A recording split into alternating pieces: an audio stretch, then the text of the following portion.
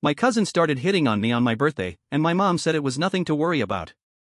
My name is Lois Hembry, and I grew up in a small Appalachian town called Briar Hollow, a place where time moved slower, traditions were heavy, and secrets were buried deeper than the roots of the pines that surrounded us.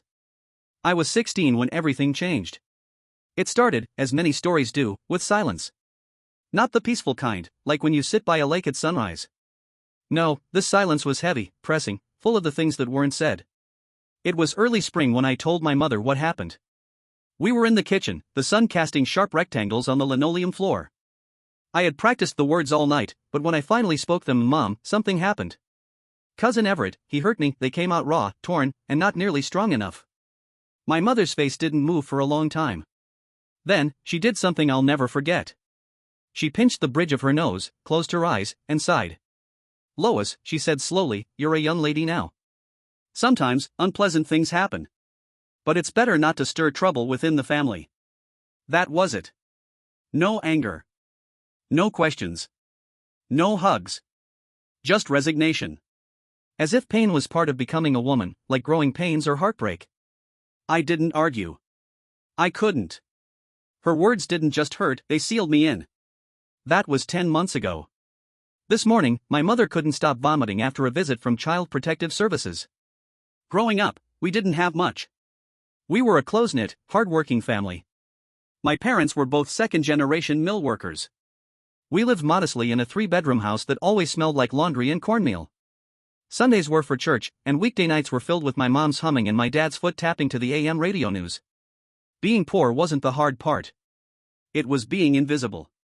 And when school became unbearable, when kids made fun of my clothes, or my silence, I told myself it didn't matter. That if I kept my head down long enough, they'd forget I was there.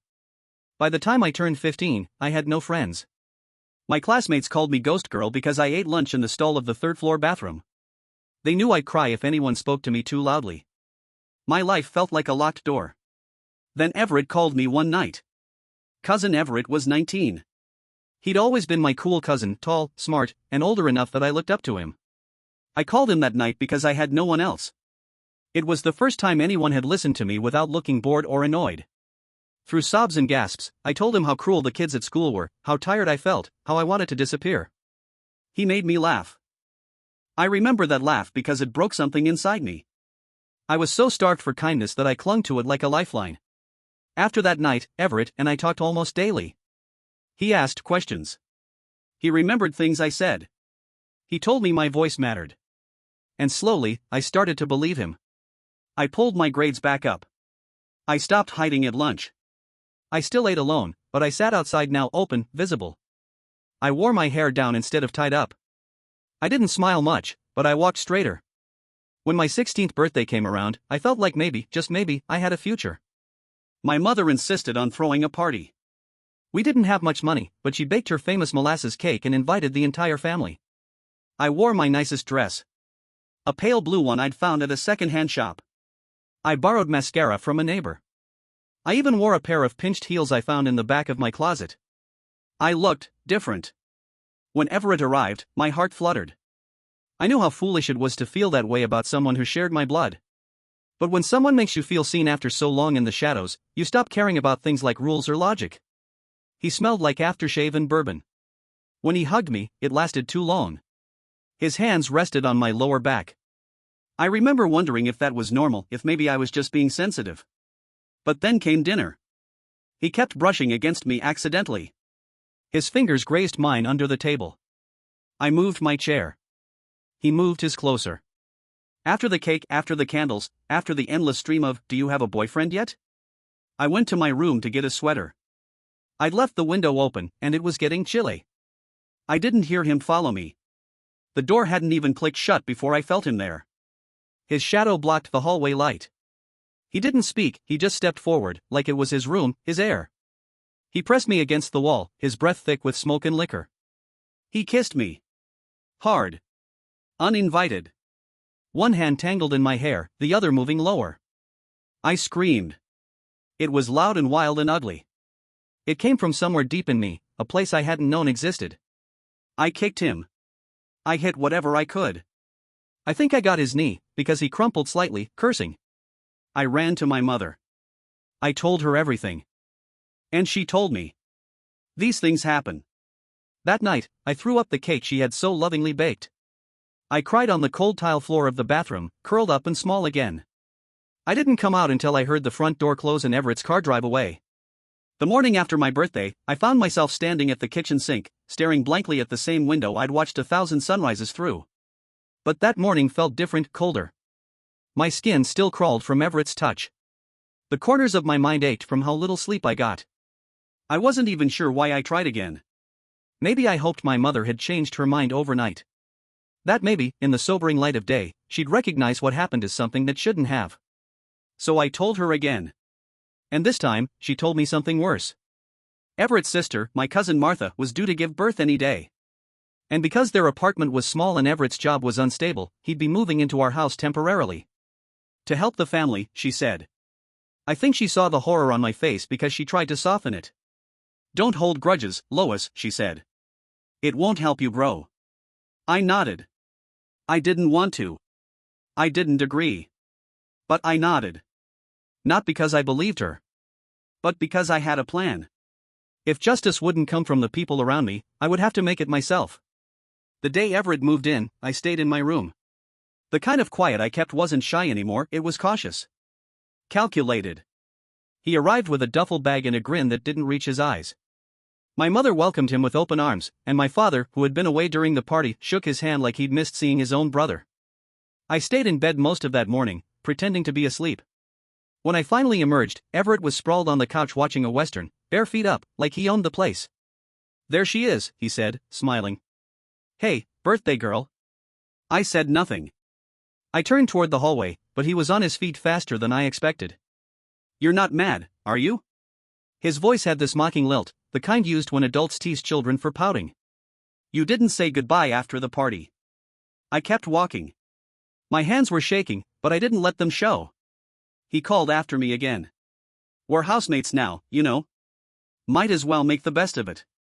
I locked my bedroom door and pushed my desk against it. I could hear my mother downstairs laughing with him, asking if he liked her casserole. That night, I barely slept. I listened for every creak of the floor, every shift in the walls. When I finally drifted off, it was to the sound of Everett laughing with my father about hunting trips they'd take once things settled. The next morning was a Monday, and I had never been so grateful for school. I left before dawn and didn't return until dusk. I stayed late in the library, invented club meetings I wasn't part of, even offered to help the janitor just to avoid going home. Every extra minute away felt like a breath of clean air. But I knew I couldn't escape forever. And if I was going to protect myself, I needed more than distance. I needed proof. I started small. First, I created a digital diary, hidden, password protected, updated every night. I recorded times, dates, comments Everett made, the way he looked at me too long during dinner, the way he knocked on my door even when he didn't need anything. Then I started carrying my phone everywhere, voice memo app always ready. I practiced slipping it into my pocket with the microphone exposed. I bought a doorstop with the lunch money I saved by skipping meals and wedged it under my door every night. He started to notice I was avoiding him. You keep disappearing, he said one evening. Makes a man feel unwanted. I smiled. A fake, mechanical thing. I'm just busy. It made him curious. But it also made him careless. One night, I overheard a conversation through the walls. Everett was on the phone, speaking in hushed tones. I recognized the name of a friend, Lyle, a college buddy of his from 2 towns over. She's still acting cold, Everett said. But I'll get through to her. She just needs to drop that innocent act. My hands went cold. I wrote everything down. Word for word. Later that week, I found his phone unattended. He'd fallen asleep on the couch. I shouldn't have looked. But I did. There were messages. To Lyle. To another friend. One read, Lois is a weird one. Scared of her own shadow. But she'll open up eventually. Another said, she needs a man to show her how things work. I screenshot everything and emailed it to myself.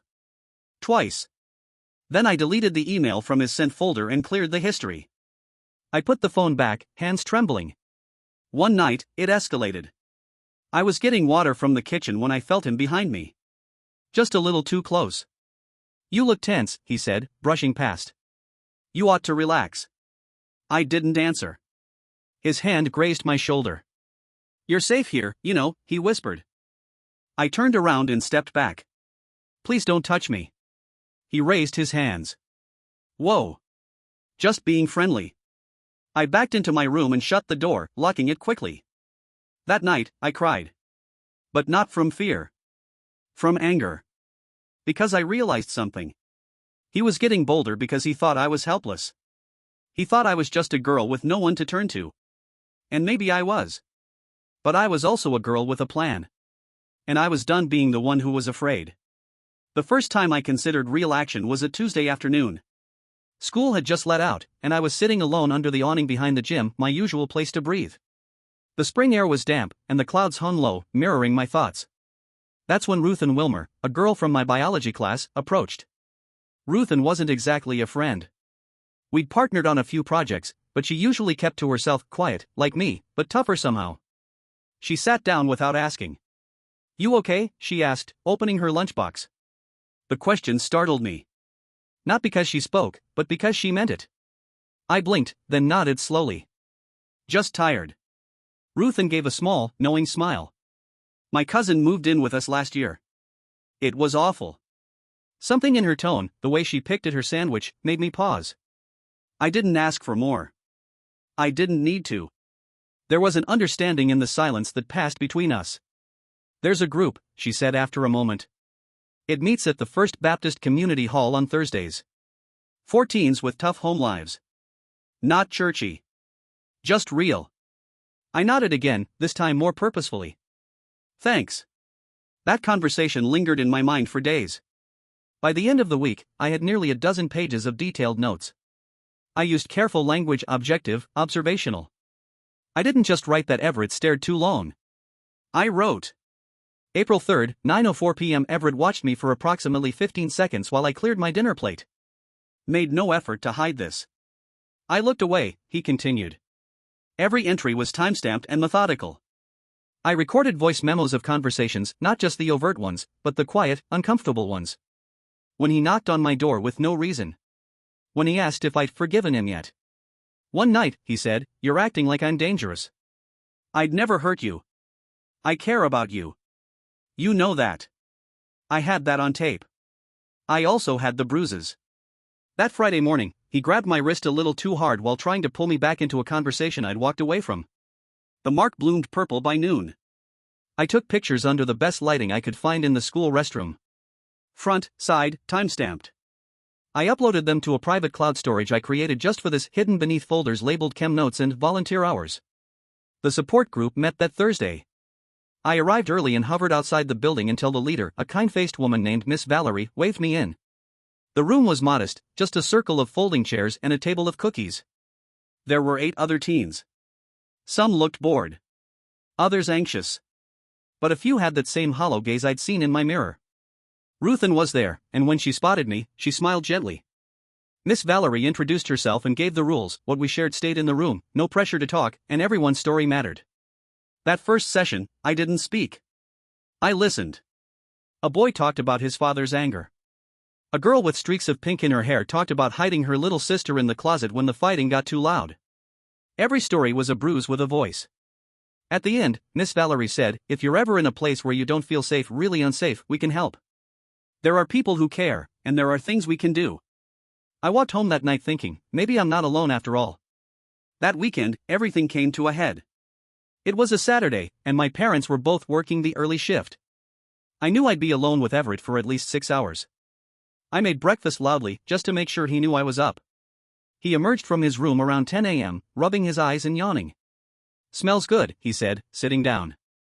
Want some eggs? I asked, keeping my voice calm. His eyebrows rose. You're in a good mood. I smiled. Just trying to get along. I served us both and sat across from him, my phone quietly recording from my hoodie pocket. We made small talk. I asked about his job. He bragged about a promotion that hadn't happened. He asked if I wanted to go hiking sometime, just the two of us. I laughed politely and changed the subject. After breakfast, I suggested we watch a movie. He was suspicious but agreed. He liked old crime dramas, so I queued one up on our streaming account.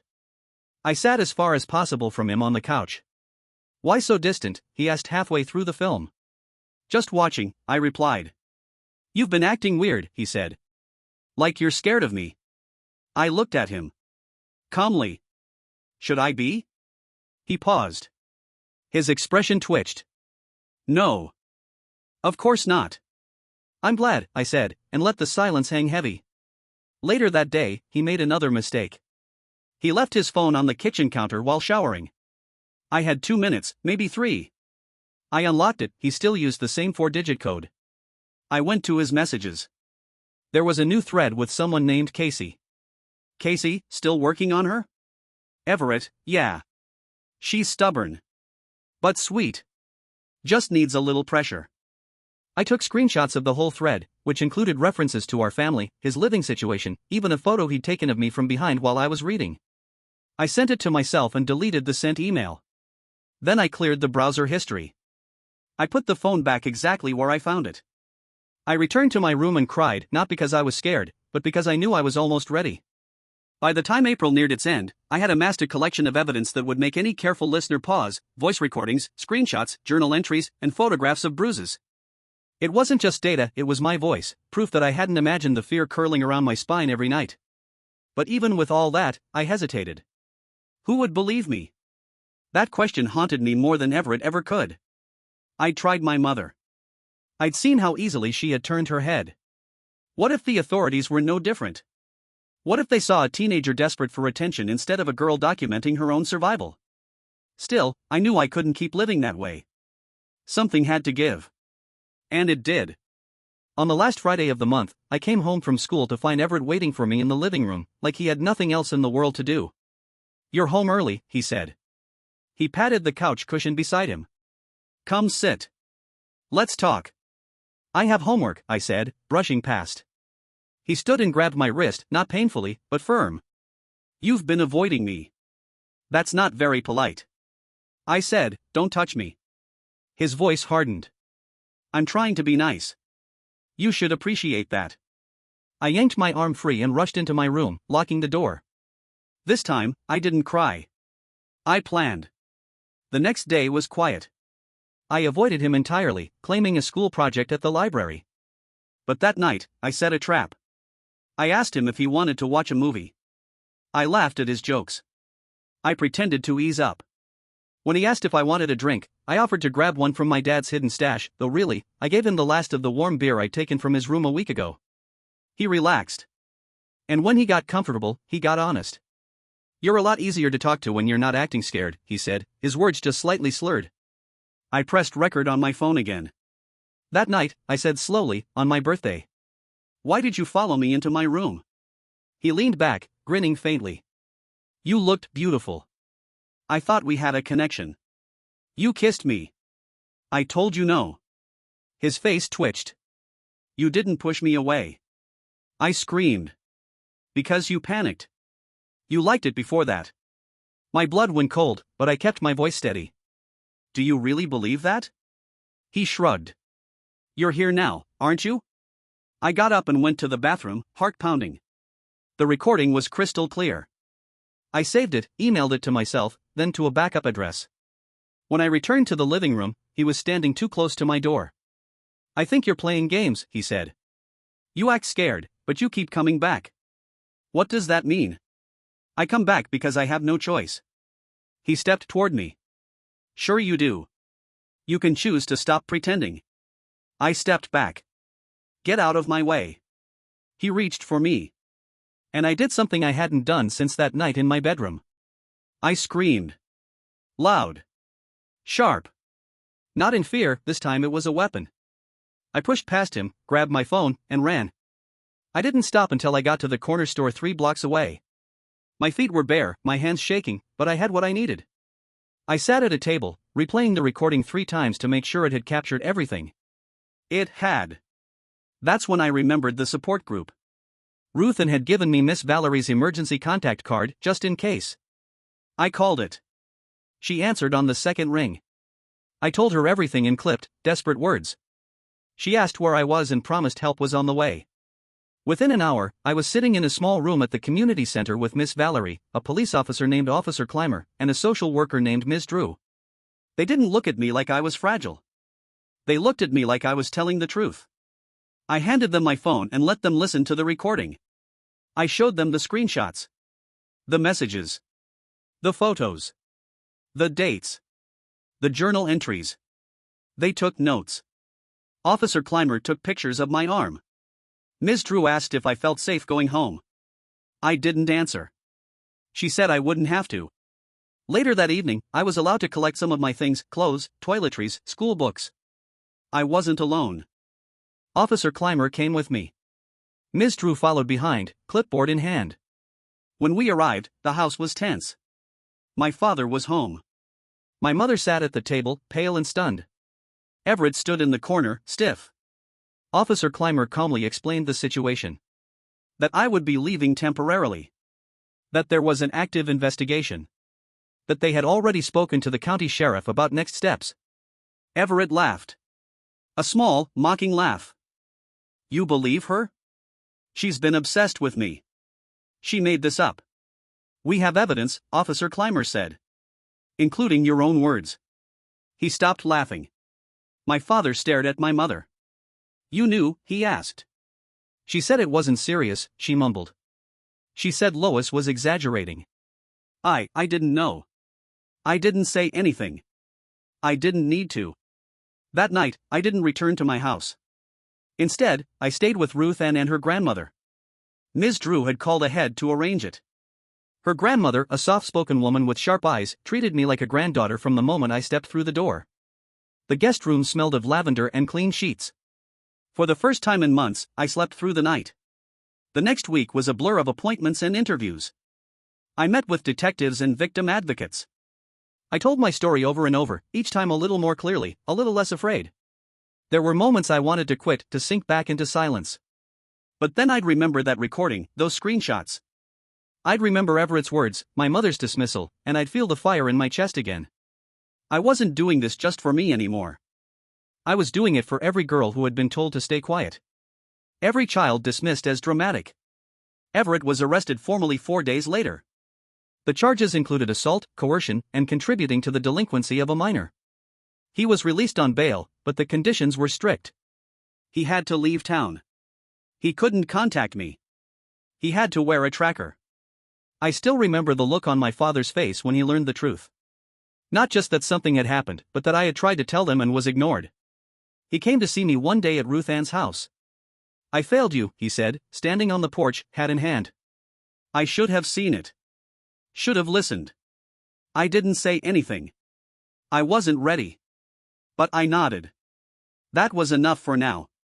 School was strange. Word got out. It always does. But instead of whispers and stares, something different happened. People started nodding at me in the hallway. A few classmates left notes in my locker, small messages of support. One girl, Tilda May, who used to mock me in gym class, pulled me aside to apologize. I didn't know, she said. I'm sorry I made things worse. The support group became my anchor. Each week, I shared a little more. Ruth and I grew close. We started walking home together, sharing notes, swapping old books we found at the library. I started smiling again. Not often. But honestly. My relationship with my mother remains complicated. She tried to apologize many times. At first, I ignored her. Eventually, I agreed to family therapy, if only to understand why she had let so much slide. I thought protecting the family meant keeping things quiet, she admitted one session. I didn't realize it meant letting you carry all the pain. I haven't forgiven her completely. That will take time. But we're talking. That's something. 6 months later, Everett took a plea deal. He avoided prison, barely. But he had to register, attend mandatory therapy, and his criminal record would follow him for life. Part of me wanted more. A courtroom. A verdict. A headline. But the bigger part of me felt satisfied. Because he couldn't hide anymore. Because the truth had a weight all its own. Because my voice had shattered the silence. I still have nightmares. I still check the locks twice. But I no longer flinch at my own reflection. I no longer avoid mirrors or late-night thoughts. I carry my scars like medals, not because I'm proud of what happened, but because I survived it. Justice isn't always loud. Sometimes, it's a quiet girl in a second-hand dress who decides to stop running.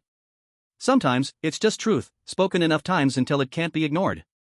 And sometimes, it's peace. The kind you earn. The kind that stays. Thank you for watching the video. Like it if you watched the video to the end, and don't forget to subscribe. Have a nice day.